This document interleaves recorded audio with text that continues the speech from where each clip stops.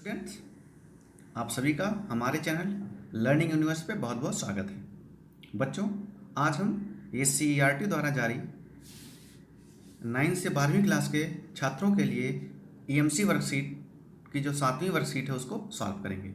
इस वर्कशीट में हम देखने का प्रयास करेंगे कि इस वर्कशीट का जो विषय है प्रभावी संचार, तो प्रभावी संचार क्या होता है, उसका हमारे जीवन में क्या उपयोग है और इन सब बातों को पढ़ेंगे। उसके ऊपर क्या क्या क्रियाकलाप आगे दिए गए हैं उनको हम करेंगे। तो सबसे पहले छात्रों, प्रिय बच्चों, आपको डेट यहाँ लिखनी है, अपना नाम लिखना है, अपने क्लास टीचर का नाम और अपनी क्लास लिखनी है। आपका सब्जेक्ट EMC है। तो अब देखिए कि आज का हमारा टॉपिक क्या है, प्रभावी संचार, यानी इसे इंग्लिश में इफेक्टिव कम्युनिकेशन बोलते हैं और ये पार्ट 1 है। इससे पहले हमने पिछले जो वीक थे उसमें हमारी जो क्षमताएं क्या क्या हैं, उनके अनुरूप हम कैसे कैरियर बना सकते हैं, किन कैरियर में हम ज़्यादा बेहतर कर सकते हैं, इन सब चीज़ों के बारे में पढ़ा और उस पर एक्टिविटीज़ की। आज का हमारा जो विषय है वो है इफेक्टिव कम्युनिकेशन यानी प्रभावी संचार। तो इस वीडियो में आप हमारे साथ पूरा बने रहिएगा। इस वीडियो के माध्यम से वीडियो समाप्त होने तक आप ये जानने में सफल हो पाएंगे कि हमें प्रभावी संचार की हमारे जीवन में क्या ज़रूरत है, क्यों इतना महत्वपूर्ण है हमारे जीवन में प्रभावी संचार, इसका हमारे जीवन में क्या क्या उपयोग है और हमारी सफलता के लिए प्रभावी संचार कितना महत्वपूर्ण है। यानी कि अगर हमें अपने जीवन में सफल होना है तो क्या प्रभावी संचार कुछ योगदान कर सकता है। तो इन सब चीज़ों को, इन सब बातों को हम अच्छे से इस वीडियो में समझ सकेंगे। तो चलिए चलते हैं वीडियो को, ये लाइंस पढ़ते हैं। तो इसमें वही दिया गया है कि पिछले सप्ताह हमने अपनी क्षमता के अनुरूप करियर के बारे में समझा था। किसी भी करियर में प्रभावी संचार करना महत्वपूर्ण है। इसके लिए सबसे पहले ध्यान से सुनना और स्पष्ट रूप से बोलना सीखना होगा। अब देखिए बच्चों, ये क्या बता रहे हैं कि कोई भी आपका क्षेत्र हो, आप अध्यापक हों, आप बिजनेसमैन हो, आप कुछ भी हों, तो आपको जिस भी क्षेत्र में सफल होना है, अच्छा करना है और आप चाहते हैं कि उस क्षेत्र में आप बहुत आगे तक जाएं, तो आपके लिए ज़रूरी है कि आप प्रभावी संचार का जो स्किल है, जो कौशल है, इसमें आप माहिर हों। और इसके लिए सबसे पहली बात है कि आप किसी की बात को ध्यान से सुनें और स्पष्ट बोलना सीखें। यानी आप जो बोल रहे हैं शब्दों का चयन सही हो, इन सब के बारे में हम आगे ध्यान से पढ़ेंगे। अब चलिए हमारी जो अगली वर्कशीट है उसमें देखते हैं कि क्या दिया गया है। अब देखिए बच्चों, इससे पहले कि हम इसको पढ़ें, हम यहाँ पे एक जो टॉपिक दिया गया है प्रभावी संचार, तो इसको जान लेते हैं प्रभावी संचार क्या होता है। तो इसकी परिभाषा क्या होती है, थोड़ा जो बच्चे 9th के हैं या जो और भी लोग हैं, कोई ज़रूरी नहीं है छात्र ही देखें, अगर आप एक टीचर हैं, बिजनेसमैन हैं, सर्विसमैन हैं, कुछ भी कर रहे हैं तो आप इस वीडियो को देख सकते हैं और समझ सकते हैं। तो प्रभावी संचार क्या होता है, उसकी जो सामान्य सी परिभाषा है उसको मैं बताने का प्रयास कर रहा हूँ। दो या दो से अधिक लोगों के बीच होने वाली बातचीत को संचार कहते हैं। यानी दो या दो से अधिक लोगों के बीच जो भी बातचीत होती है, यानी समझ लीजिए एक पुरुष यहाँ है और एक पुरुष यहाँ, इनके बीच वर्बल या नॉन वर्बल, नॉन वर्बल मतलब कोई पत्र लिख के संचार कर रहे हैं या मुंह से संचार कर रहे हैं, तो ये कम्युनिकेशन होता है। इसके माध्यम से हम अपने विचारों को, भावनाओं को तथा सूचना आदि को अपने सामने वाले व्यक्ति या समूह से साझा करते हैं, ये संचार हो गया। लेकिन अगर जब हम जो संदेश या जो सूचना, जो भावना उसके साथ साझा करना चाह रहे हैं और वो उस व्यक्ति तक उतनी मात्रा में और उसी तरीके से वो व्यक्ति उसे समझ रहा है, इसका मतलब हमारा संचार जो है वो प्रभावी है। लेकिन अगर हम अपनी भावनाएं किसी व्यक्ति को बताना चाह रहे हैं, कोई सूचना बताना चाह रहे हैं और वह व्यक्ति उस चीज़ को उतना नहीं समझ पा रहा है, या हमने जितनी उसको सूचना दी उतनी सूचना उस तक नहीं पहुंची या वो नहीं समझ सकेगा, इसका मतलब हमारा संचार उतना इफेक्टिव नहीं था। तो हम इस पूरी वर्कशीट में यही जानेंगे कि हम कैसे, कहाँ कहाँ पे, किस प्रकार, जब हम कुछ एक्टिविटीज़ करके सीखेंगे कि कैसे हम इफेक्टिव कम्युनिकेशन की लैक होती है, कहाँ कमी होती है और कैसे हम उनमें सुधार कर सकते हैं। अब दोस्तों, चाहे आप छात्र हों, बिजनेसमैन हों या कोई सर्विसमैन हो, आपको अपने जीवन में आगे बढ़ने के लिए संचार की बहुत ज़्यादा ज़रूरत होती है और ये ज़रूरी होता है कि हम अपने संचार को आगे बढ़ाएं। तो अब चलिए इस वर्कशीट को हम देखते हैं। नीचे दिए गए चित्र को देखिए, ये सब किस बारे में बात कर रहे हैं। तो अब देखिए यहाँ पे 4 बच्चे हैं, रवि हैं, वो कहता है मेरा जन्म रविवार के दिन हुआ इसलिए मेरा नाम रवि हो गया। बहुत सही बात, यानी उसके नाम के पीछे की जो कहानी है वो बयां कर रहा है। दूसरा, एक लड़की है मिनी, वो कह रही मेरी बड़ी बहन का नाम टिनी था तो मेरा नाम मिनी रखा गया। यानी वो दोनों के नाम में मेल करने के लिए उसकी बड़ी बहन का नाम टिनी था तो उसका नाम मिनी हो गया। तो उसके नाम की कहानी ये है और अपने नाम की कहानी मिनी ने बयां कर दी। अब अगली बच्ची है नरगिस। तो वो कह रही मेरी दादी को नरगिस के फूल बहुत पसंद थे इसलिए मेरा नाम नरगिस हो गया। यानी जब बच्चे पैदा होते हैं तो बड़े बुजुर्ग या जो बड़े लोग होते हैं वही उन्हीं में से कोई ना कोई एक बच्चे का नामकरण करता है। तो नरगिस जो बच्ची है उसका नामकरण उसकी दादी ने किया क्योंकि उनको नरगिस के फूल बहुत ज़्यादा पसंद थे। तो उसी से प्रभावित हो गया, उसी को ध्यान में रख के उन्होंने अपनी बच्ची का नाम नरगिस रखा। अब है सरबजीत। वो कह रहा है मेरे पिताजी की माता जी की याद में मेरा नाम सरबजीत रखा गया। यानी कि उसका जो नाम है उसके पिताजी की माता जी की याद में, यानी उनके पिताजी जो थे उन्हें अपने माता जी का नाम बहुत पसंद था। तो उसी को याद करने के लिए कि वो अपने बच्चे का नाम ये रख देगा तो उसी बहाने वो अपनी माता जी के नाम को भी याद रखेंगे, उनकी याद में उन्होंने ये नाम रख दिया। तो बच्चों ये जो है इन 4 बच्चों के नाम की कहानी है। अब आगे एक्टिविटी क्या है, आपको क्या करना है।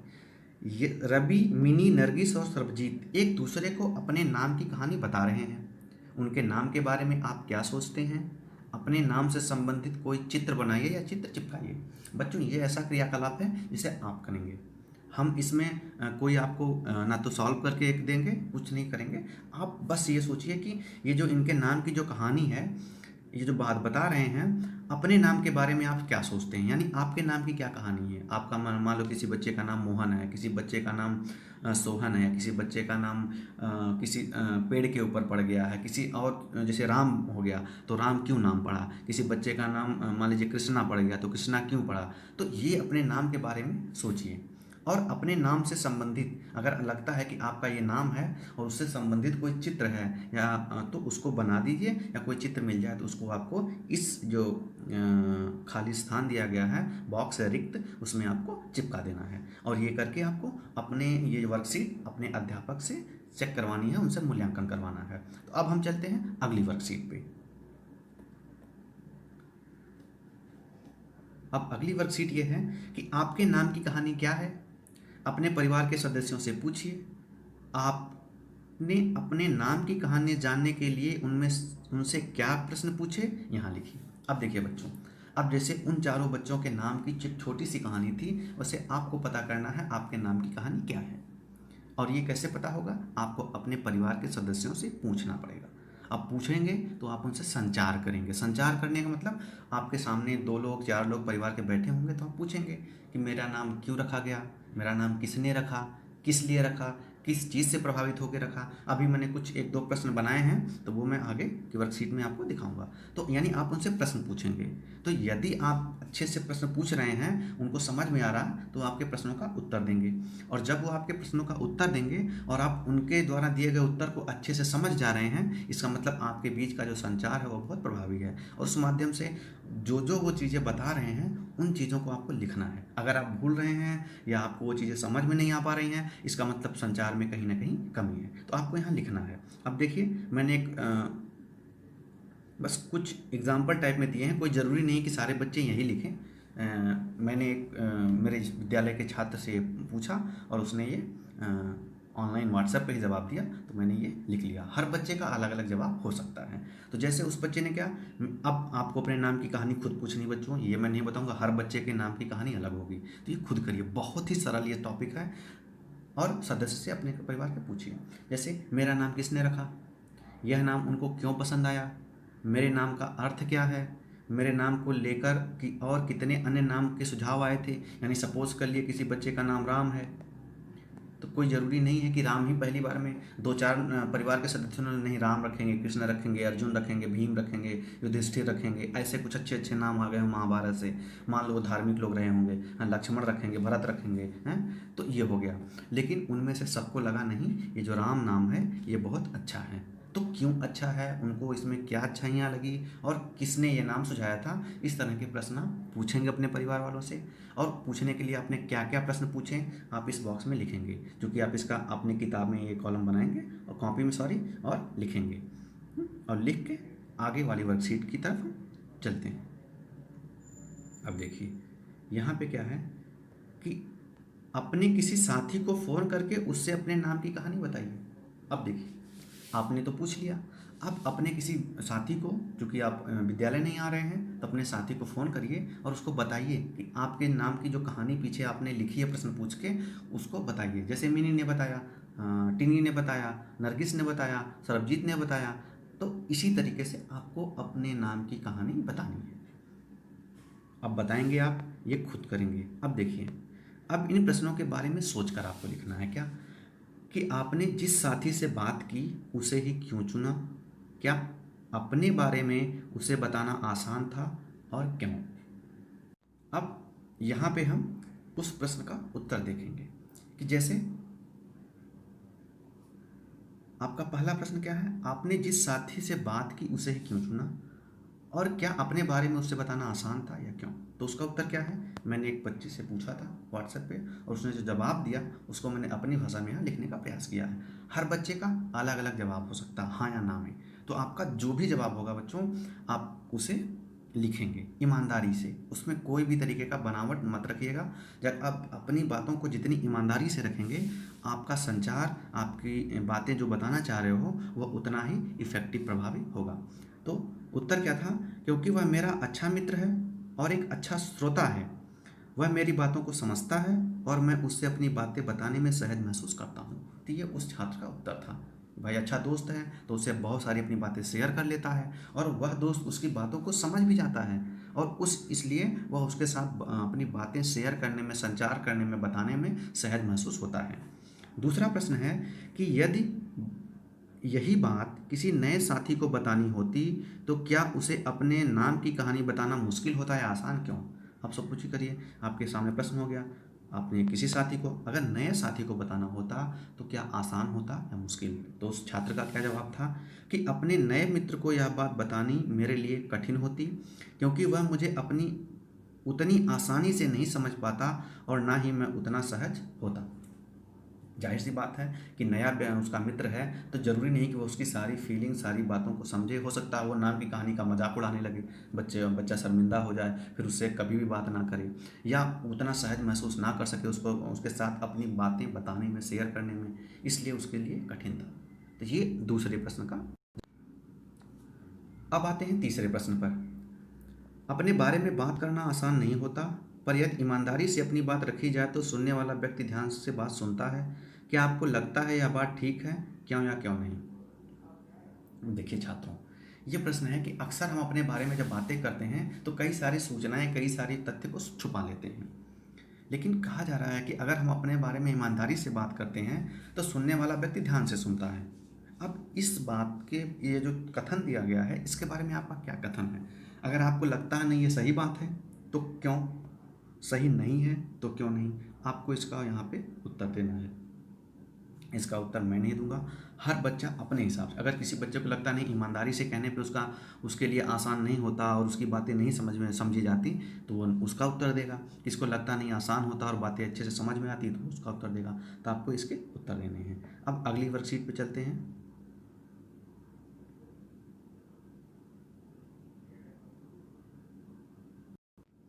अब ये गतिविधि बच्चों, इसमें क्या है, इस गतिविधि में को परिवार के दो अन्य सदस्यों के साथ मिलकर करना है। जैसे सदस्य क्या क्या करना है कि पहला सदस्य क्या करेगा कि जीवन की किसी महत्वपूर्ण घटना के बारे में सोचेगा, जब वे खुश, उदास, परेशान या उत्साहित थे।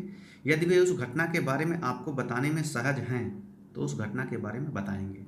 कोई एक परिवार से आप पूछेंगे कि उस घटना के बारे में बताएंगे। आप घर में हैं, अपने भाई से, अपने मम्मी पापा के साथ बैठ के ये एक्टिविटी कर सकते हैं। फिर आप क्या करेंगे, उनकी बात सुनकर उसे उन्हीं शब्दों में वैसे ही हाव भाव प्रयोग करते हुए फिर से बताना है आपको। यानी कि ये आपको देखना है कि उन्होंने जो अपनी चीज़ें बताई हैं, जो बातें बताई हैं, जो सूचनाएं बताई हैं, जो कहानी बताई है, कुछ भी जो भी था, उसे आप हूबहू कैसे कर लेते हैं। आपने क्या वो बातें ध्यान से सुनी, और ध्यान से सुनी तो आपको उसी हाव भाव के साथ उन्होंने क्या शब्द प्रयोग किए उसके साथ आपको करना है। और दूसरा सदस्य क्या करेगा कि दोनों की बात ध्यान से सुनेगा। अब क्या है, गतिविधि के बाद क्या करना रहेगा कि गतिविधि के बाद सोचें, आपस में चर्चा करें कि क्या अपने बारे में बात करना आसान था, क्यों या क्यों नहीं। अब आपको ये सोचना है कि, और लिखना भी है कि जब आप अपने बारे में बात करते हो तो क्या यह आसान होता है या आसान नहीं, क्योंकि अक्सर कई बार जब हम अपने बारे में बात करते हैं तो हम बहुत सारे ऐसे बातें छुपा लेते हैं, हमें लगता है नहीं ये हमारे बारे में क्या सोचेंगे, या हम शर्मिंदा हो जाएंगे, या हमारी ये बात लोगों को पता चल जाएगी। तो ये चीज़ें हमें सोचनी चाहिए कि हम जब अपने बारे में बात करते हैं तो आसान होता है या नहीं। आप अपनी बात को और बेहतर रूप से कैसे कर सकते हैं। अब देखिए, ये बहुत अच्छी बात है कि आपने बात की, उनकी बात सुनी, अपनी बात सुनाई, लेकिन अगर आपको लगता है कि आपके अंदर कोई कमी रह गई तो आप उसको कैसे सुधारेंगे, आप अपनी बात को और कैसे अच्छे तरीके से कह सकेंगे, इसके बारे में आपको सोच के लिखना है। अब दूसरा क्या है कि क्या सुनी हुई बात को फिर से हूबहू बताना आसान था, क्यों या क्यों नहीं। जो दूसरा व्यक्ति ये है, मान लीजिए आप थे, आपने सुना और हूबहू बताया, तो क्या आपके लिए उनकी बात को सुन करके हूबहू उन्हीं की तरह, उन्हीं की टोन में, वैसे ही अगर वो मुस्कुरा के हंस के बता रहे हैं तो वैसे वैसे हाव भाव के साथ आपको बताना आपके लिए आसान था या कठिन। अगर आसान था तो क्यों, कठिन था तो क्यों, ये आपको लिखना है। आप बात को और ध्यान से सुनने के लिए क्या कर सकते हैं। आप सपोज करो बताते समय आपके लगा कि नहीं मेरे से कुछ मिस कर गया, या मैंने सुना लेकिन फिर भी बहुत सारी चीज़ें मुझे याद नहीं आ पा रही हैं, या आपको साथ लगा होगा कि कुछ चीज़ें मिस कर रही हैं, तो आप सोचिए कि ऐसी क्या चीज़ें आप कर सकते हैं कि सुनने के लिए आपका और जो मतलब आपके जो सुनने की क्रिया है कैसे और बेहतर हो जाए। दूसरा सदस्य क्या करेगा, क्या सुनी हुई बात को वैसा ही बताया जा सका। ये सुनेगा पहले की बात, आपकी बात, और ये बताएगा कि जब दोनों की बातें आपने जो पहले सदस्य की बात बताई है तो क्या आपने वैसी हूबहू बता दी।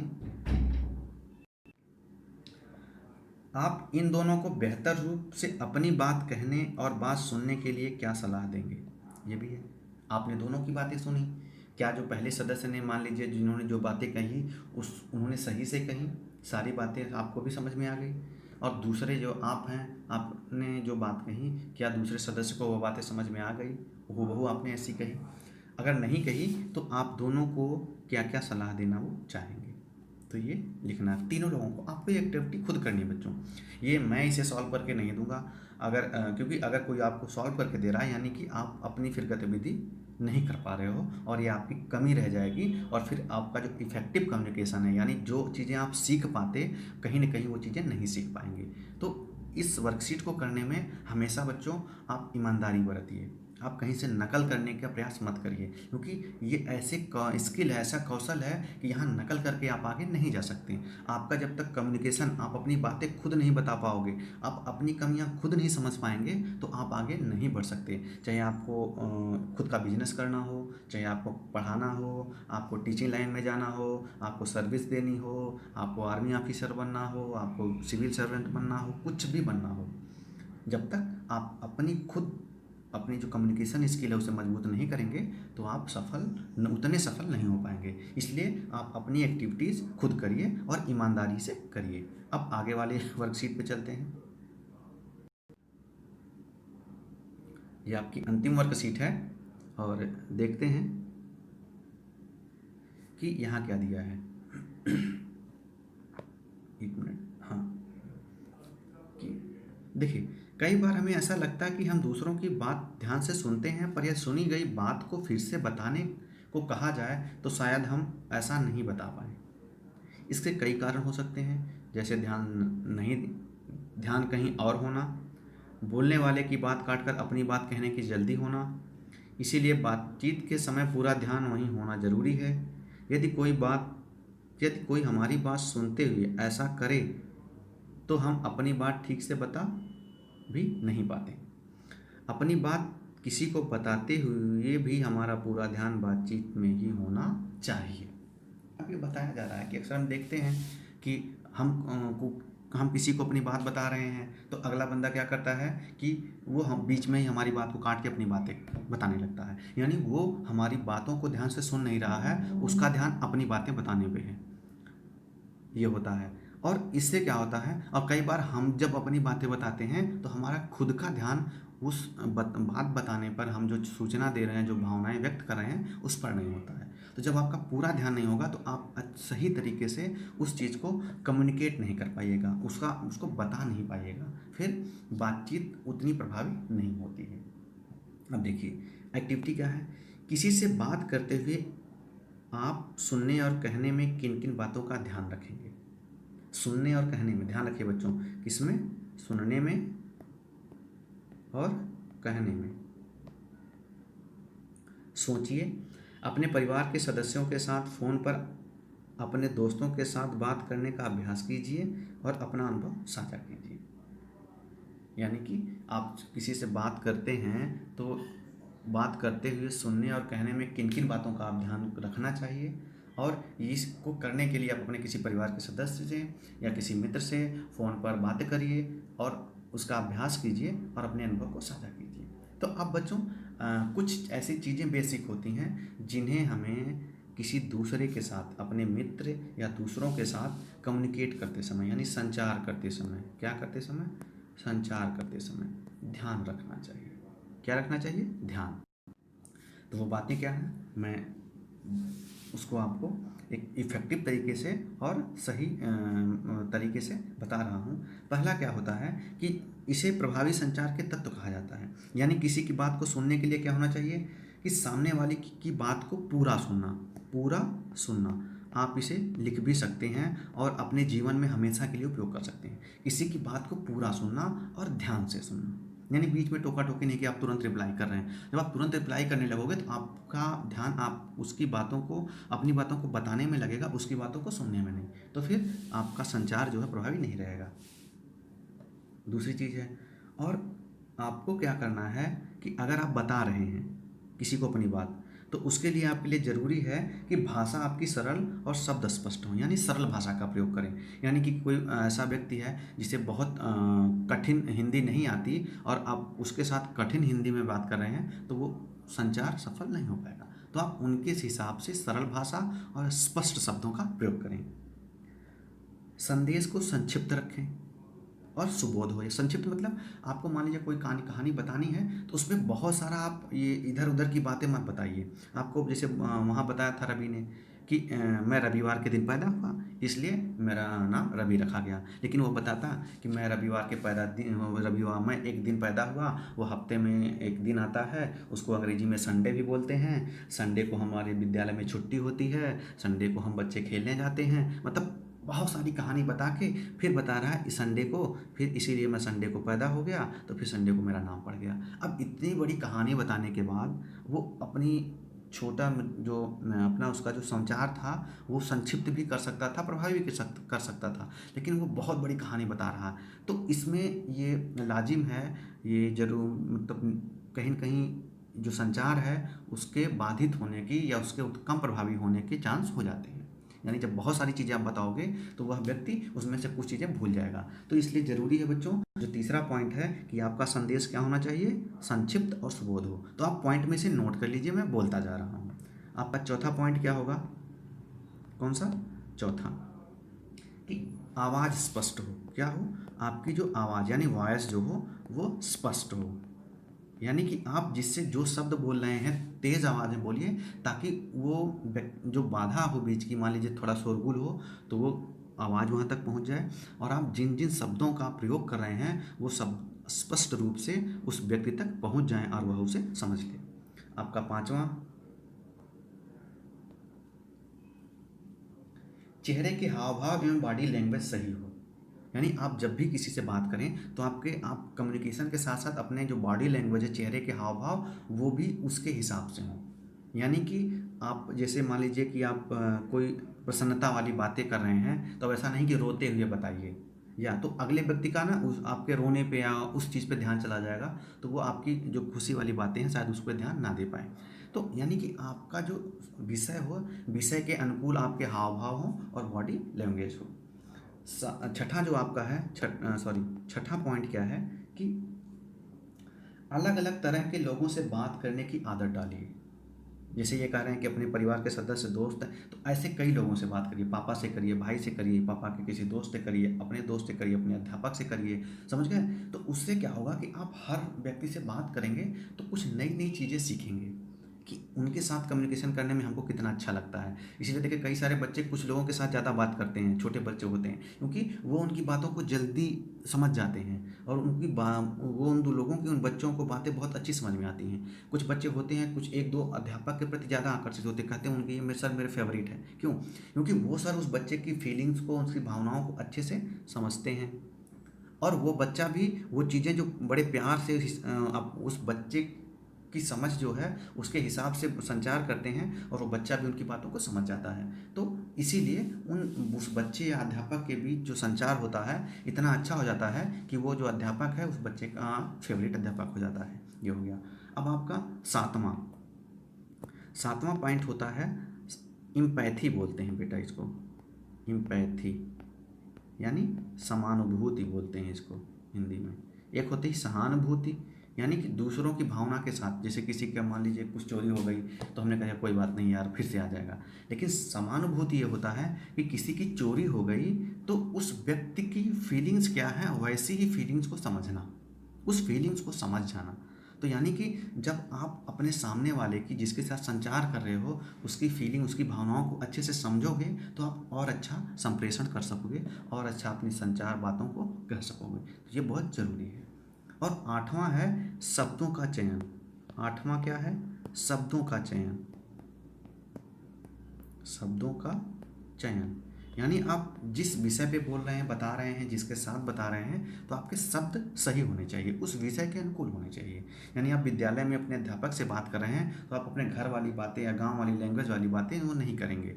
आप हिंदी विषय की बात कर रहे हैं तो हिंदी विषय का जो टॉपिक पढ़ रहे हैं उस विषय से संबंधित शब्दों का चयन करेंगे।